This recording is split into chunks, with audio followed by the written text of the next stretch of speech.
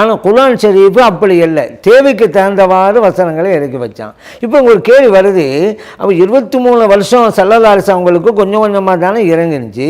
ஆனால் இங்கே லைலத்துல் கத்ர் இரவன்னைக்கு குர்ஆனையே நாம் இறக்கி வைத்து விட்டோம் அப்படின்னு அல்லாஹ் சொல்கிறானே எப்படி? லைலத்துல் கத்ர் இரவில் ஒருவர் நின்று வணங்கினால், இறை நம்பிக்கையோடும் நன்மை கிட்டும் என்கின்ற எதிர்பார்ப்போடும் வணங்கினால் அவருடைய பாவங்கள் அனைத்தும் மன்னிக்கப்பட்டு விடும். நாங்கள் புகாரிலே பதிவு செய்யப்பட்ட ஹதீஸ்.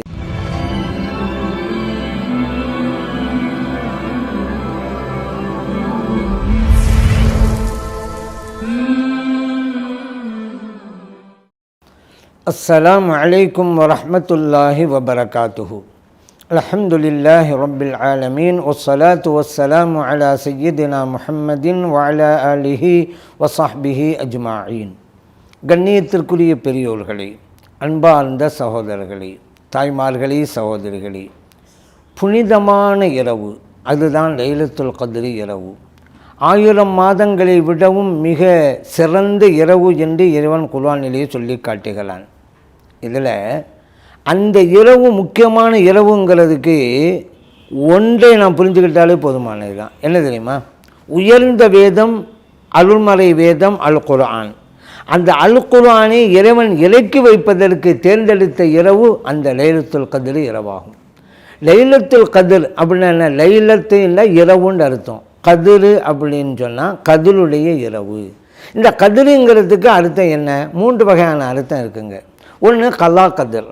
கலா கதிருடைய இரவுன்னு அர்த்தம். ஏன்னா ஒரு வருடத்துடைய நிகழ்வுகளை அல்லாஹு தஆலா மலக்குமார்களும் ஒப்படைக்கிறான் அந்த இரவிலே.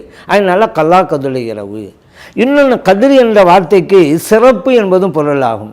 கதராடை என்று சொல்கிறோம் அல்லவா, அது அரபி சொல்லு தான். அது கதர்னு சொல்கிறாங்க. கதிர் தான் சிறப்புக்குரிய ஆடைன்னு அர்த்தம். அதே போல் கதிர்னு சொன்னால் நெருக்கடிங்கிற அர்த்தமும் இருக்குது. அந்த இரவு மலக்குமார்கள்லாம் வருகை தர்றாங்க. எந்த அளவுக்கு தெரியுமா? இந்த உலகமே நெருக்கடிக்கு உள்ளாகி விடுகிறது அவருடைய வருகையினால். அதனால் கதிர் நெருக்கடி. ஆக இந்த 3 பொருளுமே பொருத்தமாகத்தான் இருக்கிறது அந்த இரவை பொறுத்த மட்டில். அடுத்து இறைவன் குர்ஆனை இறக்கி வைத்தான். எப்போது இறக்கி வைத்தான் அப்படின்னு கேட்டால் ஒரு இரவில் தான் இறக்கி வைத்தான்.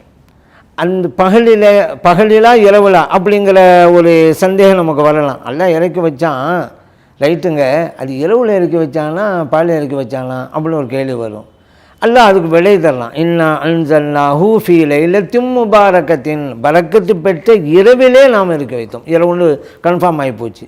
சரி, எந்த இரவு? அதற்கு இன்னொரு வசனம் நமக்கு விடை தருகிறது.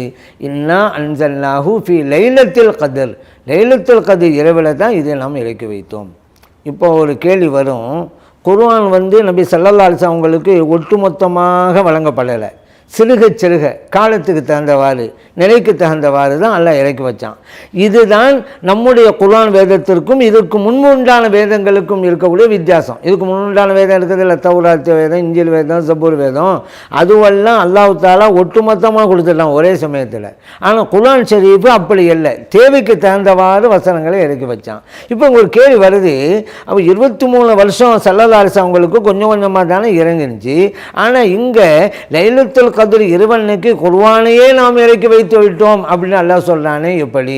இப்னு அப்பாஸ் ரலியல்லாஹு அன்ஹு சொல்கிறாங்க, லவ்ஹுல் மஹ்ஃபூலிலே இருந்த குர்ஆனை இறைவன் முதல் வானத்திலே உள்ள பைத்துல் இஸ்ஸா என்கின்ற இடத்திற்கு இறக்கி வைத்து விட்டான். அது லைலத்துல் கத்ர் இரவில் மொத்தமாக இறக்கிட்டான். அதான் இன்னா அன்ஸல்னாஹு, நாம் இறக்கி வைத்து விட்டோம். பிறகு அந்த முதல் வானத்திலிருந்து தான் தேவைக்கு தகுந்தவாறு கண்மணி நாயகம் ஸல்லல்லாஹு அலைஹி வஸல்லம் அவர்களுக்கு இறங்கியது என்கின்ற விளக்கத்தை இப்னு அப்பாஸ் ரலியல்லாஹு அன்ஹு அவங்க சொல்லி காட்டாங்க.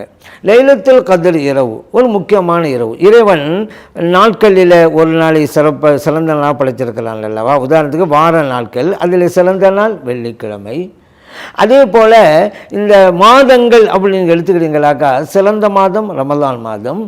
அதே போன்றுதான் இரவுகள் என்று எடுத்துக்கொண்டால் சிறந்த இரவு கத்ர் இரவு, லைலத்துல் கத்ர். பள்ளிவாசல் உலகத்தில் எத்தனையோ பள்ளிவாசல் இருக்குது. ஆனால் பள்ளிவாசலே சிறந்த பள்ளிவாசல் காபா இருக்கிற பள்ளிவாசல் தானே. உலகத்தில் தண்ணீர் என்பது எவ்வளவோ இருக்குது, ஆனால் சிறந்த உயர்ந்த தண்ணீர் என்பது ஜம்சம் நீர் தானே.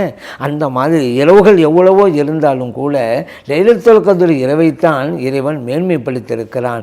அதனால்தான் தனது வேதத்தை இறக்குவதற்கு அந்த இரவை இறைவன் தேர்ந்தெடுத்தான் அப்படிங்கிறத நம்ம புரிஞ்சுக்கொள்ளலாம். அந்த இரவு அன்னைக்கு நின்று வணங்க வேண்டும், அதிகமாக நின்று வணங்கணும். ஏன்னா நபி ஸல்லல்லாஹு அலைஹி வஸல்லம் சொல்லியிருக்கிறாங்க, மங்காம லைலத்துல் கத்ரி ஈமானன் வஹ்திசாபன் வஃபிரலஹு மா தகத்தம மின் தம்பிஹி. லைலத்துல் கத்ர் இரவில் ஒருவர் நின்று வணங்கினால், இறை நம்பிக்கையோடும் நன்மை கிட்டும் என்கின்ற எதிர்பார்ப்போடும் வணங்கினால் அவருடைய பாவங்கள் அனைத்தும் மன்னிக்கப்பட்டு விடும். நாங்கள் புகாரிலே பதிவு செய்யப்பட்ட ஹதீஸ். அப்படியானால் அந்த இரவை நாம் பயன்படுத்த